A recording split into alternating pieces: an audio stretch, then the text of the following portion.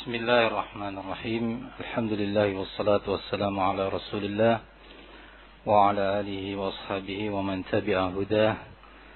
Wa ashhadu an la ilaha illallah wahdahu la syarika lah. Wa ashhadu anna Muhammadan abduhu wa rasuluh. Sallallahu alaihi wa ala alihi wa sahbihi wa sallam wa ba'd. Kita akan melanjutkan insyaallah rangkaian jawaban atas beberapa pertanyaan yang sampai ke kami terkait dengan beberapa masail baik dalam bidang fikih, ibadah maupun muamalah ataupun dalam bidang akidah dan dakwah.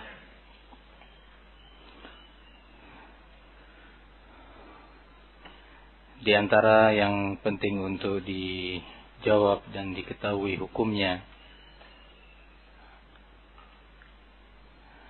dengan harapan kita bisa mengambil sikap dengan lebih baik dan tepat adalah permasalahan yang sering juga ditanyakan, yaitu tentang menggunakan handphone atau HP yang berkamera. Handphone atau HP yang berkamera. Permasalahan ini atau pertanyaan ini muncul disebabkan karena mafasid, efek negatif yang muncul ditimbulkan oleh alat yang seperti ini kondisinya. Kalau masalah fatwa yang sempat saya dapatkan beberapa bulan yang lalu, yaitu fatwa dari Asy-Syaikh Al-Allamah Shalih bin Fauzan, salah satu ulama anggota Hayat Kibar Ulama di Saudi Arabia,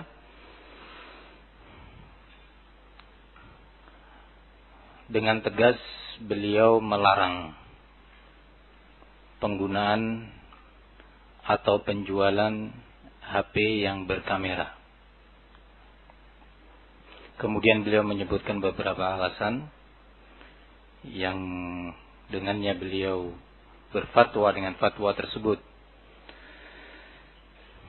Ini kalau dari sisi fatwa, dari sisi tinjauan maslahah dan mafsadah yang dimunculkan oleh alat ini, maka kita punya sebuah kaidah yang kaidah ini pantas untuk kita terapkan untuk masing-masing kita, terlepas apakah ini untuk konsumsi umum ataukah tidak. Kaidah itu adalah dar'ul mafasid muqaddam ala jalbil masalih. Upaya untuk menghindarkan dari mafsadah yang ditimbulkan oleh suatu masalah, efek negatif yang dimunculkan oleh suatu permasalahan, itu lebih dikedepankan dari upaya untuk mendapatkan manfaat darinya. Ini kaidah din, kaidah agama. Di antara dalil yang menunjukkan tentang kaidah ini banyak sekali, di antaranya di dalam Al-Quran. Allah melarang untuk kita mencela Tuhan-Tuhan orang-orang kafir, mencela agama mereka. Kenapa? Karena Allah sebutkan nanti mereka akan mencela Allah sebagai balasannya. Padahal sesembahan dan berhala-berhala orang-orang kafir dan musyrik itu pantas untuk dicela, pantas untuk dihinakan. Namun ketika penghinaan dan pencelaan kepada Tuhan-Tuhan dan ibadah orang-orang kafir itu akan berkonsekuensi celaan kepada Allah, maka mafsadahnya lebih besar. Maka Allah melarang, la tasubbu, jangan kalian mencela mereka. Nanti mereka akan mencela Allah sebagai balasan. Mencela amal-amal kesyirikan orang-orang kafir atau Tuhan-Tuhan mereka itu suatu maslahah diniyah. Tetapi karena di balik maslahah ini mengandung mafsadah, Allah melarang. Ini satu dalil dari Al-Quran. Begitu juga ketika suatu keadaan, suatu sikap, suatu alat, manfaatnya lebih sedikit dibandingkan mafsadahnya, maka dilarang di dalam syariat ini. Ketika Allah berbicara menyebutkan tentang hukum khamr dan perjudian yang Allah haramkan, Allah sebutkan bahwa pada kedua perbuatan ini, judi dan khamr, itu mengandung maslahah, manfaat-manfaat. Wa yas'alunaka 'anil khamri wal maisir. Mereka akan bertanya kepadamu, wahai Muhammad, tentang hukum khamr dan perjudian. Qul fihi ma ismun kabir wa manafi'u linnas. Sampaikan kepada mereka bahwa pada kedua perbuatan ini mengandung dosa yang besar, dan di waktu yang sama kedua perbuatan itu mengandung manafi', manfaat. Manafi' itu kata jamak dari manfaat. Lebih dari 2, 3 ke atas. Kalau 2 disebut apa? Manfaatan. Tapi Allah tidak menyebutkan manfaatan. Dan manafi' lafaz di dalam Al-Quran. Manfaat. Banyak. Wa ismuhuma akbaru min naf'ihima. Dan dosa dari dua perbuatan ini, negatif dari dua perbuatan ini, lebih besar dibandingkan manfaatnya. Maka Allah haramkan. Anda tidak bisa mengeneralisir permasalahan ini untuk setiap orang, tetapi masing-masing orang melihat kira-kira manfaatnya lebih besar atau negatifnya.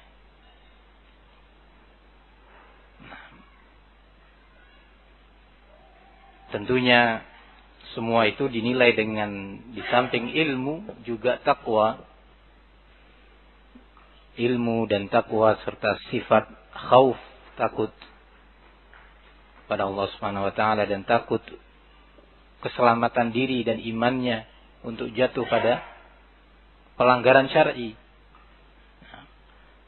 Sebatas yang sampai kepada saya berita tentang alat ini, bahwa di situ banyak kemungkaran-kemungkaran. Baik kemungkaran yang bisa dilakukan oleh seorang yang memang dia telah dikuasai oleh syaitan, ataupun kemungkaran yang di luar kesengajaan dia. Ada orang lain, pihak ketiga atau pihak keberapa yang sengaja menginginkan kemungkaran untuk dia. Itu jika yang memegang hati adalah seorang yang bertakwa, seorang yang bisa memanfaatkan sebenarnya. Karena pada alat ini terdapat beberapa fasilitas yang baik sebenarnya jika dimanfaatkan untuk yang baik. Tetapi akan menjadi jelek ketika sang pemilik atau penggunakan memanfaatkannya pada perkara yang jelek, yang mengandung dosa.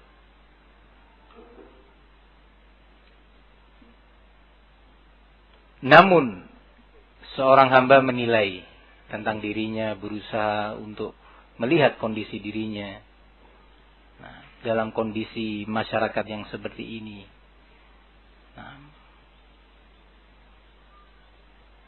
Maka saran saya adalah untuk tidak menggunakan alat ini. Jika kita masih bisa hidup, menjalankan kepentingan kita dengan tanpa menggunakan alat yang seperti ini. Kita bisa melakukan SMS, kita bisa menerima SMS, kita bisa menelpon, menerima telepon. Sebagaimana dahulu sebelum adanya alat-alat ini kita bisa hidup dan bisa menjalankan berbagai kepentingan dunia kita. Jangankan dunia akhirat, kepentingan dunia kita. Alhamdulillah. Nah, maka dari itu saya mendengar beberapa musibah terjadi, mafsadah terjadi akibat alat-alat ini.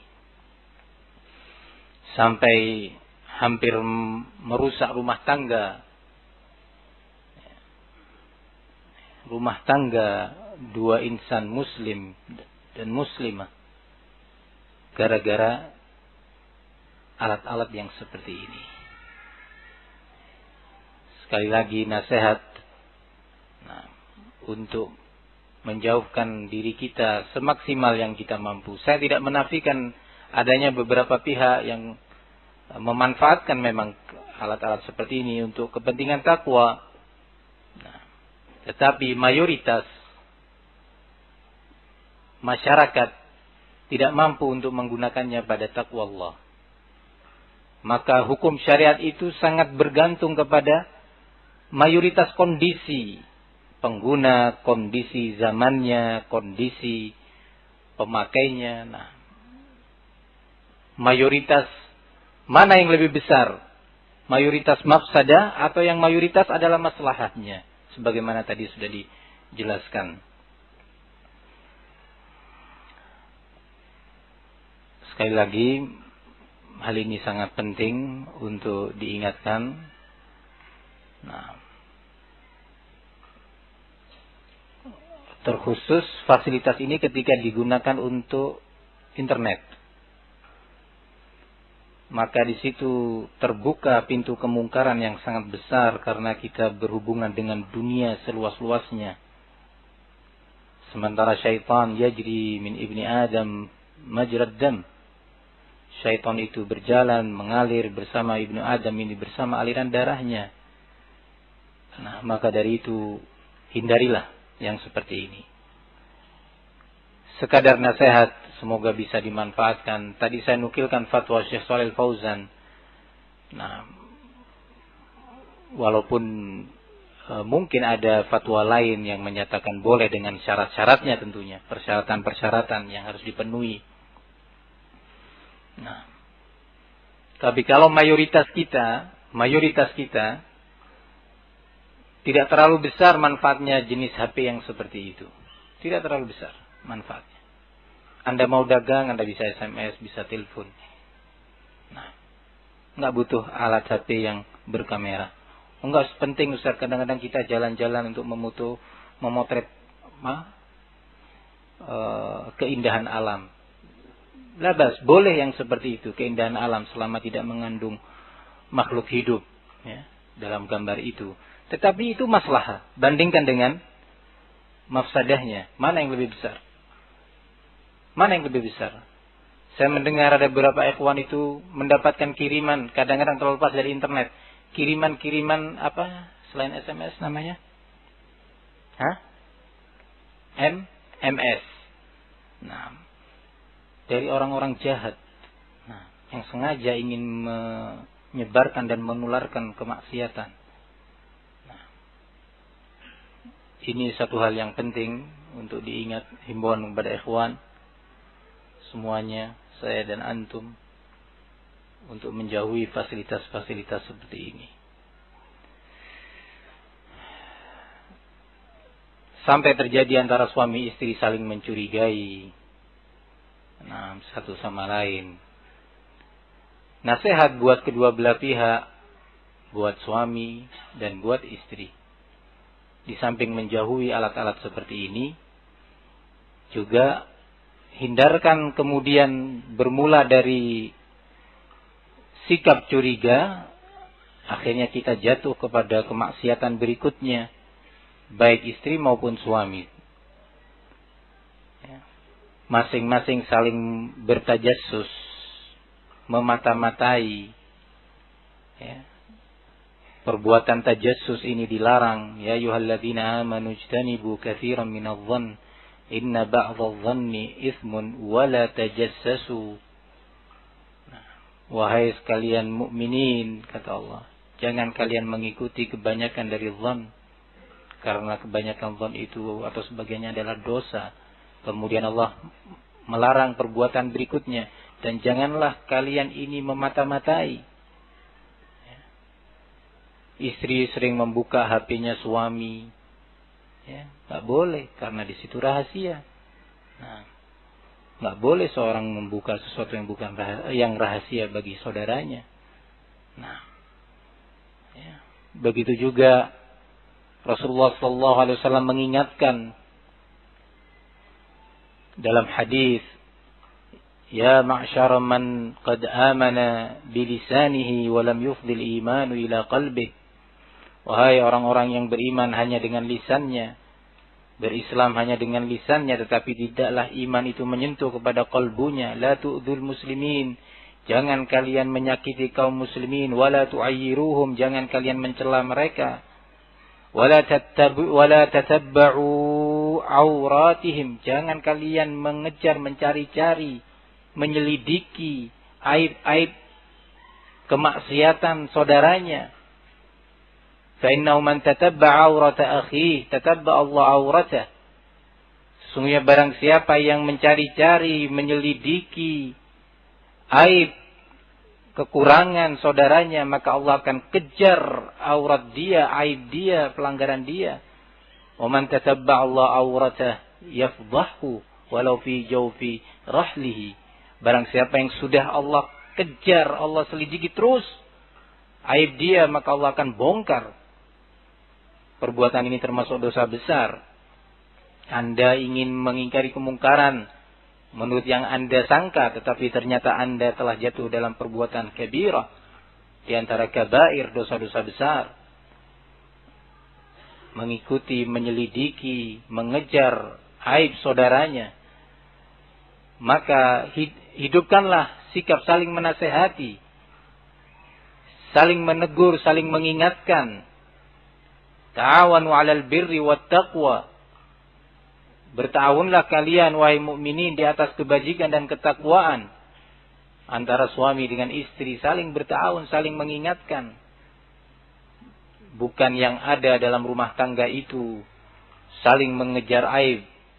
Karena sikap seperti ini hampir-hampir memporak-porandakan beberapa rumah tangga sebagaimana dikeluhkan.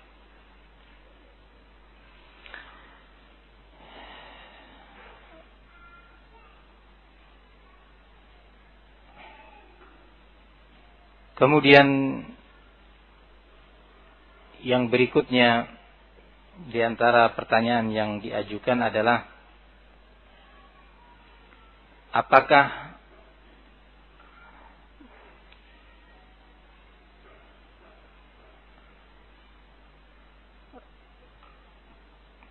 kiriman pahala dari seorang yang hidup kepada yang sudah meninggal itu bisa sampai kepada si mayit ataukah tidak? Permasalahan ini dijelaskan oleh beberapa ulama. Kita ingin mencoba menyampaikan beberapa penjelasan itu. Yang jelas bahwa seorang mayit yang telah meninggal, secara umum amalan dia telah terputus. Sebagaimana hadis Rasulullah SAW, "Idza mata ibnu Adam inqata'a 'amaluhu." Kalau seorang anak Adam, seorang manusia telah meninggal dunia, maka terputus amalan dia. Selesai sudah. Kemudian Rasulullah memperkecualikan, illa min thalath, kecuali dari 3 hal. Sadaqatin jariyah, sedekah jariyah, seperti wakaf, mewakafkan masjid, mewakafkan tanah, mewakafkan mobil, mewakafkan rumah, mewakafkan apa yang mungkin diwakafkan. Sehingga ketika dia meninggal, amalan itu masih, atau hal tersebut, wakaf tersebut masih dimanfaatkan oleh orang yang hidup. Maka pahala itu akan terus mengalir. Wakaf tanah untuk masjid, Setiap ada orang taklim di sini memanfaatkan, ya, dia mendapatkan pahalanya walaupun sudah meninggal. Orang sujud 1, sujud 2, sujud 3, sujud siang, sore, malam, ya, dapat pahalanya. Yang itu baca Quran, yang itu berdoa, semuanya terus mengalir pahala itu kepada sang mayit. Ini yang pertama. Yang kedua, ilmin yuntafa'u bih, ilmu yang dimanfaatkan. Dia sudah meninggal, tetapi ilmunya terus dimanfaatkan. Baik ilmu itu dalam bentuk karya-karya, atau rekaman-rekaman suara, atau pelajaran yang telah diberikan dan dicatat, atau nasihat dalam bentuk ilmu, nasihat kepada teman, ya, ternyata dimanfaatkan. Satu ilmu dimanfaatkan oleh satu orang ketika dia telah meninggal, orang itu terus beramal dengan ilmu tersebut. Satu, dia tetap mengalir pahalanya. Lalu bagaimana kalau 2 ilmu? Lalu bagaimana kalau 3? Bagaimana kalau itu karya yang terus dimanfaatkan hingga hari ini oleh umat? Maka ini yang kedua. Yang ketiga, awaladin saleh yad'u lahu, atau seorang anak yang soleh, putranya yang mendoakan untuk si mayit, ayah atau ibunya. 3 amalan ini yang diperkecualikan dalam hadis ini. Namun di situ ada beberapa hal lain yang disebutkan oleh Rasulullah sallallahu alaihi wasallam yang diperkecualikan dari terputusnya amalan seorang anak manusia ketika dia telah meninggal. Di antaranya adalah yang masih bisa dimanfaatkan oleh sang mayit, doanya kaum muslimin secara umum, baik itu putranya ataupun bukan putranya. Ya. Di antara dalilnya adalah firman Allah Subhanahu wa taala tentang kaum muhajirin dan ansar serta orang-orang yang hidup setelah sahabat. Allah menyebutkan keutamaan muhajirin, kemudian menyebutkan keutamaan ansar, kemudian Allah melanjutkan, وَالَّذِينَ جَاءُوا مِنْ بَعْدِهِمْ يَقُولُونَ رَبَّنَا اغْفِرْ لَنَا وَلِإِخْوَانِنَا الَّذِينَ سَبَقُونَا بِالْإِيمَانِ. Sementara orang-orang yang datang setelah mereka, setelah sahabat, mereka itu berdoa kepada Allah mengucapkan, Rabbana ighfir lana, ya Allah, Rabb kami, ampunilah kami, dan ampuni pula orang-orang yang mendahului kami dalam perkara iman. Sifatnya umum. Begitu pula ketika Rasulullah menghadiri jenazah, pemakaman jenazah seorang sahabat dari kalangan Ansar, sebagaimana diriwayatkan Imam Ahmad dari sahabat Abu Darda radhiyallahu anhu, Rasulullah menyatakan, istaghfiru li akhikum, istaghfiru li akhikum. Mintakanlah ampunan untuk saudaramu yang dikubur ini. Mintakanlah ampunan untuk dia. Maka doa, istighfar, permohonan rahmah untuk mayit, untuk orang yang telah meninggal, akan diterima oleh Allah Subhanahu wa taala insyaallah, walaupun bukan dari putranya sendiri. Yang kedua, dari amalan yang bisa dimanfaatkan oleh jenazah atau mayit adalah, barakallahu fikum, pelunasan hutang, baik dari putranya maupun dari selain putranya. Seorang jenazah meninggal dunia dalam keadaan dia meninggalkan hutang, maka orang yang hidup, baik putra maupun selain putranya, melunasi hutang tersebut. Maka beban dosa si jenazah ini selesai dengan itu, dengan harapan dia akan diampuni dan diringankan hisabnya. Nah, hanya saja ada satu hal yang penting diingatkan terkait dengan masalah melunasi hutang jenazah ini. Para ulama berbeda pendapat, apakah untuk melunasi hutang mayit boleh diambilkan dari uang zakat. Misalkan seorang anak, dia seorang kebetulan yang mampu dan dia memiliki kewajiban zakat atasnya, ya. Dia tahu ayahnya punya utang sekian dan sekian, ya, rupiah, mungkin 10 juta atau 20 juta. Kemudian dia niatkan zakatnya itu untuk melunasi hutang ayahnya atau orang lain, ponakannya atau tetangganya. Saya punya zakat, mungkin anaknya, orang tuanya si fulan yang telah meninggal itu punya hutang, maka saya akan lunasi dengan uang zakat ini. Di sini terjadi 2 pendapat di kalangan ulama. Sebagian ulama menyatakan tidak dibolehkan melunasi hutang mayit dari uang zakat, karena hal ini tidak termasuk dari 8 jenis atau 8 pihak yang berhak untuk menerima zakat. Walaupun di sana disebutkan di antara yang berhak menerima zakat adalah al-gharimin. Al-gharimin itu adalah orang-orang yang punya hutang. Namun untuk jenazah atau mayit yang telah meninggal tidak boleh dilunasi melalui uang zakat. Nah, di antara dalil yang mereka gunakan adalah di masa Rasul sallallahu alaihi wasallam telah meninggal jenazah-jenazah yang disebutkan bahwa dia punya tanggungan hutang. Di antara mereka Rasulullah sallallahu alaihi wasallam, di antara jenazah tersebut Rasulullah menolak untuk menyolatinya karena dia sedang atau masih memiliki tanggungan hutang. Rasulullah memerintahkan sahabat yang lainnya untuk menyolati jenazah tersebut. Kemudian dalam kesempatan itu Rasulullah tidak menghimbau sahabat untuk menutupi hutang ini dari hasil zakat. Begitu juga ketika di akhir-akhir masa kehidupan Rasul, di mana pada saat itu kejayaan diraih oleh Rasulullah bersama sahabatnya, harta rampasan perang semakin banyak, fai juga terkumpul. Ya, di masa Rasul Shallallahu Alaihi Wasallam masih hidup, di penghujung beliau masa kenabiannya. Di saat itu ada beberapa jenazah yang kemudian disebutkan bahwa mereka memiliki tanggungan hutang. Maka Rasulullah menyatakan, hutang mereka saya tanggung dari Baitul Mal, atau saya tanggung dari hasil rampasan perang. Tidak diriwayatkan bahwa mereka ditanggung melalui uang zakat. Atas dasar itu sebagian ulama menyatakan tidak boleh dan tidak sah. Pendapat ini dipilih oleh Syekh Muhammad bin Shalih Al-Utsaimin rahimahullah dan juga Syekh Shalih Al-Fauzan. Namun sebagian ulama yang lainnya menyatakan boleh. Pendapat ini dipilih oleh Syekhul Islam Ibnu Taimiyah rahimahullah. Syekhul Islam Ibnu Taimiyah menyatakan boleh untuk melunasi hutang mayit melalui uang zakat. Nah, pendapat ini juga diriwayatkan dalam salah satu riwayat yang dinukilkan dari Al-Imam Ahmad rahimahullahu ta'ala.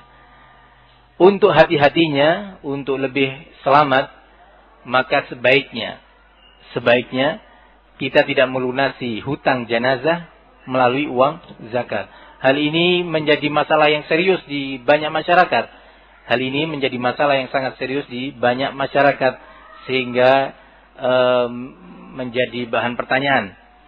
Kemudian yang ketiga, yang bisa dimanfaatkan atau diambil manfaatnya oleh jenazah atau mayit,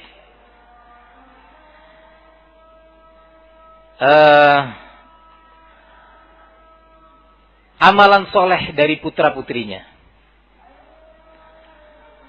Sedekah. Ya, sedekah misalkan.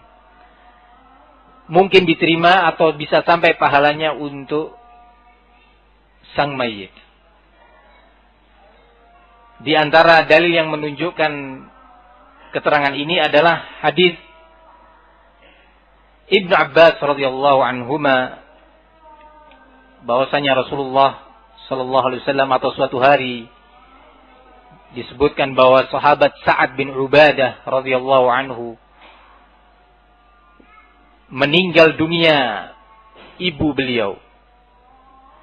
beliau meninggal dunia dalam keadaan beliau tidak ada di tempat.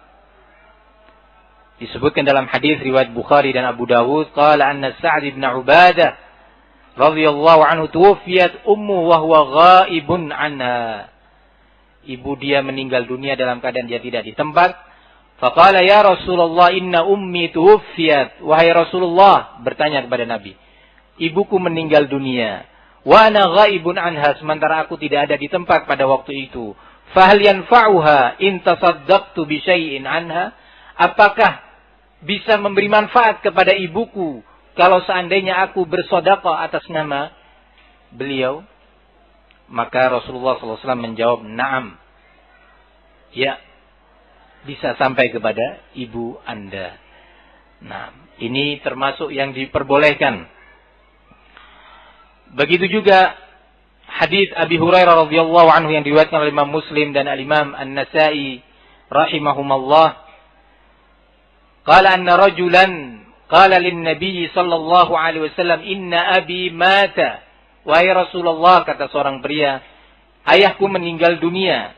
Wa taraka malan wa lam yusi.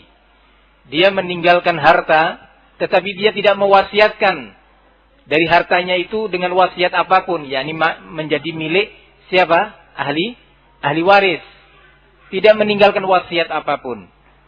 Fahal yukaffir anhu an atasaddaqa anhu? Kalau seandainya aku bersedekah untuk beliau atas nama beliau, apakah dapat mengampuni beliau dan menghapuskan dosa-dosanya? Maka Rasulullah menjawab, "Na'am, ya, bisa."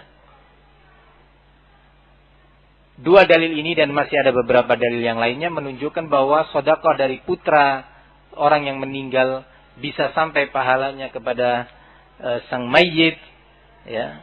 Barakallahu fikum.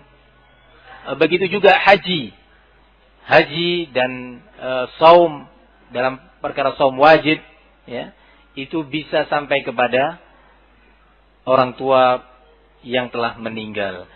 Di sini terjadi dua pendapat di kalangan ulama. Apakah kalau sedekah itu dari orang lain, bukan dari putranya, bisa sampai kepada sang mayit ataukah tidak? Sebagian ulama menyatakan ya, bisa sampai kepada sang mayit.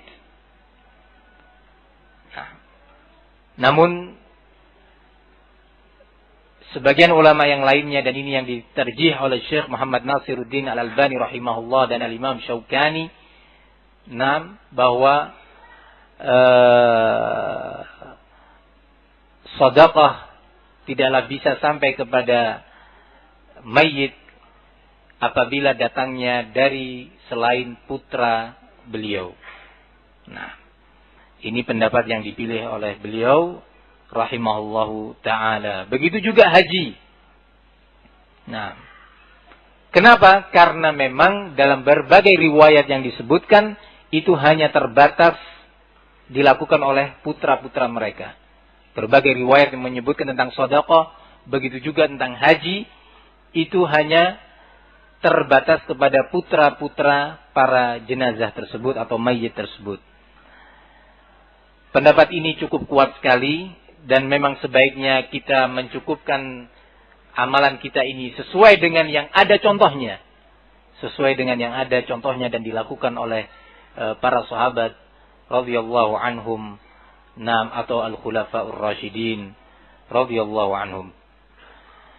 Tinggal permasalahan berikutnya adalah yang sering ditanyakan adalah qiraatul Quran. Kalau kita membaca Al-Quran di rumah, kemudian kita menghadiahkan ganjaran bacaan Quran kita kepada ibu kita atau ayah kita yang sudah meninggal, apakah yang seperti itu juga bisa sampai kepada mereka? Untuk menjawab hal ini, saya bacakan di sini pernyataan Al-Imam Ibnu Katsir rahimahullahu ta'ala ketika menjelaskan ayat Al-Quran, ayat Allah subhanahu wa ta'ala, wa an laysa lil insani illa ma sa'a, dan tidaklah seorang anak manusia itu mendapatkan pahala atau manfaat dari amalannya kecuali apa yang dia lakukan sendiri. Nah, ketika menjelaskan ayat ini, Al-Imam Ibnu Katsir menyatakan, ay kama la yuhmal alaihi wizru ghairihi kadzalika la yahsul minal ajr illa ma kasabahu wa li nafsihi. Sebagaimana seorang hamba itu tidak menanggung dosa orang lain, begitu pula dia tidak akan mendapatkan atau meraih ganjaran pahala kecuali yang dia lakukan untuk dirinya sendiri. Wa min hadhil ayal karimah istanbata Syafi'i rahimahullah. Dan beranjak dari ayat ini pula Al-Imam Syafi'i beristinbat, ya, Al-Imam Syafi'i, ya, dan Al-Imam Ibnu Katsir juga salah satu ulama yang bermadhab Syafi'i. Nah, sebagaimana katanya di negeri ini juga mayoritasnya bermadhab Syafi'i. Saya katakan katanya. Nah, karena ternyata banyak amaliyah yang mereka lakukan tidak sesuai dengan bimbingan Al-Imam Asy-Syafi'i rahimahullahu ta'ala. Nah, kata beliau rahimahullah dalam istinbatnya, wa man ittaba'ahu annal na'am istanbat asy-Syafi'i wa man ittaba'ahu, beristinbat al-Imam Syafi'i dan para ulama yang mengikuti jejak beliau, annal qira'ata la yasilu ihda'u thawabiha ila al-mauta li'annahu laysa min 'amalihim wala kasbihim. Bahwasanya qiraatul Quran tidak akan bisa sampai pengiriman hadiah atau pengiriman pahala amalan tersebut, pengiriman pahala qiraatul Quran tidak bisa sampai, kata Imam Syafi'i, kepada mayit atau bahkan al-mauta, para mayit, ya, amwat, karena amalan tersebut bukan amalan mereka sendiri, bukan amalan para mayit-mayit tersebut, dan bukan dari upaya mereka. Walihada lam yandub ilaihi Rasulullah sallallahu alaihi wasallam ummatahu wala hathahum alaihi wala arsyadahum ilaihi binafsin wala ima. Oleh karena itu Rasulullah tidak pernah menghimbau umatnya atau mengajak mereka untuk melakukan amalan seperti ini. Rasulullah tidak pernah membimbing umat ini untuk membaca Al-Quran kemudian mengirimkan pahalanya untuk orang-orang yang sudah meninggal dunia. Tidak ada, baik dalam bentuk nas secara terang-terangan, nas dengan tegas, perintah dari Rasul, ataupun juga kata Imam Ibnu Katsir, tidak ada pula nas atau hadis dalam bentuk isyarah, ya, ke arah amalan seperti ini. Walam yunqal dzalika an ahadin minas sahaba radhiyallahu anhum. Demikian pula tidak pernah dinukilkan, yang menafikan ini siapa? Al-Imam Syafi'i, Al-Imam Ibnu Katsir. Tidak pernah dinukilkan dari seorang sahabat pun amalan seperti ini, bahwa mereka membaca Al-Quran di rumah mereka atau ketika ada mayit, atau ketika mayit baru dikuburkan, baik dibaca di kuburan ataupun dibaca di rumah. Ya. Tidak pernah dinukilkan dari sahabat amalan seperti ini. Walau kana khairan lasabaquna ilaihi. Kalau seandainya amalan seperti termasuk amalan yang baik, pasti sahabat itu akan mendahului kita. Pasti mereka akan lebih semangat untuk mengamalkan amalan yang seperti ini. Karena tingkat keimanan mereka, semangat ibadahnya yang tinggi, semangat untuk memberi manfaat kepada saudaranya yang sangat tinggi, semangat ta'awun yang sangat tinggi pada sahabat Rasulullah sallallahu alaihi wasallam. Naam. Wa babu al-qurubat yuqtasaru fihi 'ala an-nusus wa la yutasarraf fihi bi anwa' al-aqyisati wal ara. Sementara kata Al-Imam Ibnu Katsir, pembahasan tentang ibadah dan amalan-amalan dalam Islam ini hanya terbatas di atas dalil-dalil, dan tidak boleh dalam urusan ibadah dan amalan-amalan dalam Islam ini ditentukan berdasarkan kias-kias dan logika-logika. Nah, ini pendapat atau keterangan Al-Imam Ibnu Katsir rahimahullah, dan ini adalah mazhab Al-Imam Syafi'i rahimahumullah jami'an. Sehingga dengan ini, dengan tegas dinyatakan bahwa tidak diperbolehkan seorang melakukan amalan seperti ini, ya, mengirimkan pahala amalan qiraatul Quran kepada mayit, ya, karena memang amalan ini bukan bagian dari amalan-amalan yang disyariatkan dalam Islam. Nah, mungkin ini pembahasan kita pada hari ini. Ada yang perlu ditanyakan atau disampaikan sebelum diakhiri? Nah, fadhal.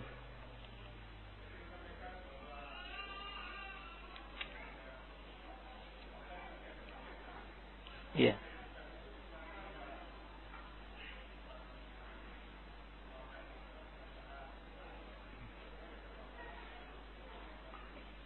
Di majlis gimana? Masjid ya. Iya.